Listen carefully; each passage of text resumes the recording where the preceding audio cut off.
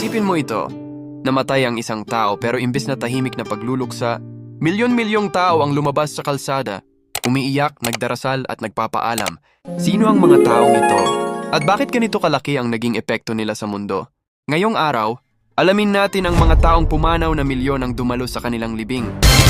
Ayatollah Khomeini, 1989. Sa Iran, nang pumanaw si Ayatollah Khomeini, ang spiritual at political leader ng bansa, tinatayang mahigit 10 million katao ang dumalo sa kanyang libing. Sobrang dami ng tao, halos mawalan ng kontrol ang mga otoridad sa crowd. Para sa mga Iranian, hindi lang siya leader, siya ay simbolo ng kanilang revolusyon. Gamal Abdel Nasser, 1970. Sa Egypt naman, nang mamatay si President Gamal Abdel Nasser, halos 5 million katao ang lumabas sa kalsada ng Cairo. Siya ang naging boses ng Arab nationalism at pag-asa ng masa.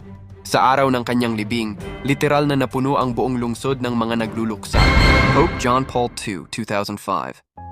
Sa Vatican, nang pumanaw si Pope John Paul II, tinatayang 4 hanggang 5 million katao ang nagtungo sa Rome. May mga pilgrim na naglakad ng ilang araw para lang makapagpaalam. Isa ito sa pinakamalaking religious gatherings sa modernong kasaysayan. Mahatma Gandhi, 1948. Nang paslangin si Mahatma Gandhi, ang ama ng kalayaan ng India, mahigit 2 million katao ang sumama sa kanyang funeral procession. Tahimik ang karamihan, pero ramdam ang bigat ng pagluluksa. Isang simpleng tao, pero iniwan niya ang napakalaking bakas sa kasaysayan. Princess Diana, 1997. Sa London, nang mamatay si Princess Diana, higit 1 million katao ang pumila sa kalsada para sa kanyang funeral. Tinawag siyang People's Princess dahil sa kanyang malasakit sa mahihirap. At sa buong mundo, bilyon ang nanood ng kanyang huling pamamaalam sa telebisyon. Ninoy Aquino Jr., 1983. Dito sa Pilipinas, nang paslangin si Ninoy Aquino Jr., tinatayang 2 million Pilipino ang sumama sa prosesyon. Tahimik, pero matapang ang mensahe ng mamamayan. Ang kanyang kamatayan ang naging mitsa ng People Power Revolution. Fernando Poe Jr., 2004.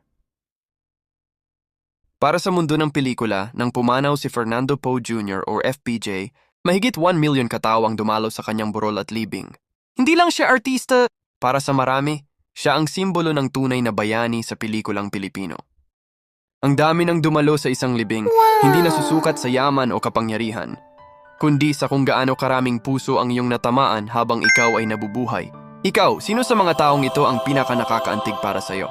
I-comment mo sa baba at huwag kalimutang mag-subscribe para sa mas marami pang kwentong kahanga-hanga.